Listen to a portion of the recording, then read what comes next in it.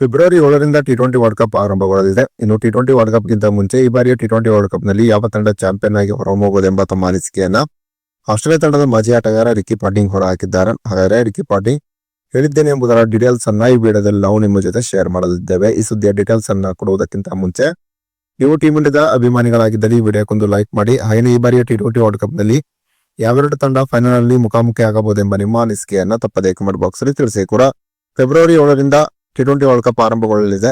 ಇನ್ನು T20 world cup ನಲ್ಲಿ ಭಾರತ ತನ್ನ ಮೊದಲ ಪಂದ್ಯವನ್ನ USA ಎದುರು ಫೆಬ್ರವರಿ 7ರಂದು ಆಡಲಿದೆ. ಇನ್ನು ಟಿ20 ವರ್ಲ್ಡ್ ಕಪ್ ಗಿಂತ ಮುಂಚೆ ಪ್ರತಿಕ್ರಿಯೆ ನೀಡಿರುವಂತಹ ಆಸ್ಟ್ರೇಲಿಯಾ ತಂಡದ ಮಾಜಿ ಆಟಗಾರ Ricky Ponting T20 world cup ನಲ್ಲಿ ಇಂಥದೇ ತಂಡ ಚಾಂಪಿಯನ್ ಆಗಿ ಹೊರಹೊಮ್ಮುತ್ತದೆ ಅಂತ ಹೇಳುವುದು ತುಂಬಾನೇ ಕಷ್ಟ. ಟಿ20ಯಲ್ಲಿ ಯಾವುದೇ ತಂಡವೂ ಕೂಡ ಫೇವರೇಟ್ ಅಂತ ಇರುವುದಿಲ್ಲ. ಸದ್ಯದ ಪರಿಸ್ಥಿತಿ ನೋಡಿದರೆ ಭಾರತ, ಆಸ್ಟ್ರೇಲಿಯಾ, ಇಂಗ್ಲೆಂಡ್ ಮತ್ತು ಸೌತ್ ಆಫ್ರಿಕಾ ತಂಡಗಳು ಟಿ20ಯಲ್ಲಿ ಒಂದು ಉತ್ತಮವಾದ ಪ್ರದರ್ಶನವನ್ನು ತೋರುತ್ತಿವೆ.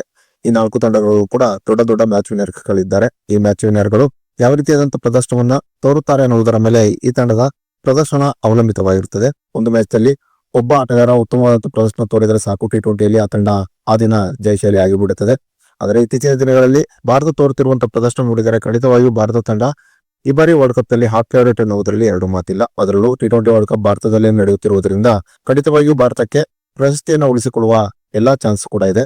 ಇತ್ತೀಚೆಗೆ ಮುಕ್ತಾಯಗೊಂಡಂತ ನ್ಯೂಜಿಲೆಂಡ್ ಎದುರಿನ ಟಿ20 ಸರಣಿಯಲ್ಲಿ ಟೀಮ್ ಇಂಡಿಯಾ ಒಂದು ಅದ್ಭುತವಾದಂತಹ ಪ್ರದರ್ಶನವನ್ನು ತೋರಿತ್ತು. ನ್ಯೂಜಿಲೆಂಡ್ ತಂಡ ಒಂದು ಉತ್ತಮವಾದ ಬೌಲಿಂಗ್ ಯೂನಿಟ್ ಅನ್ನು ಹೊಂದಿದ್ದರೂ ಕೂಡ ಭಾರತ ನ್ಯೂಜಿಲೆಂಡ್ ಎದುರು ಒಂದು ಭರ್ಜರಿಯಾದಂತಹ ಬ್ಯಾಟಿಂಗ್ ಪ್ರದರ್ಶನವನ್ನು ತೋರಿತ್ತು. ಅದರಲ್ಲೂ ನ್ಯೂಜಿಲೆಂಡ್ ಎದುರು ನಡೆದಂತಹ 5ನೇ ಟಿ20 ಪಂದ್ಯದಲ್ಲಿ ಟೀಮ್ ಇಂಡಿಯಾ 271 ರನ್ಗಳನ್ನ ಕಲೆ ಹಾಕಿದ್ದನ್ನು ನೋಡಿದರೆ ಖಂಡಿತವಾಗಿಯೂ ಟೀಮ್ ಇಂಡಿಯಾದ ಈ ಬಾರಿಯ ಟಿ20 ವರ್ಲ್ಡ್ ಕಪ್ ನಲ್ಲಿ ಚಾಂಪಿಯನ್ ಆಗಿ ಹೊರಹೊಮ್ಮಬಹುದೆಂಬುದು ನನ್ನ ಅನಿಸಿಕೆಯಾಗಿದೆ.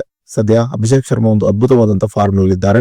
ಅಭಿಷೇಕ್ ಶರ್ಮಾರನ್ನ ಈ ಬಾರಿಯ ಟಿ20 ವರ್ಲ್ಡ್ ಕಪ್ ನಲ್ಲಿ ಕಟ್ಟಿಹಾಕುವುದು ಎದುರಾಳಿ ತಂಡದ ಬೌಲರ್ಸ್ ಗಳಿಗೆ ತುಂಬಾನೇ ಕಠಿಣವಾಗಲಿದೆ.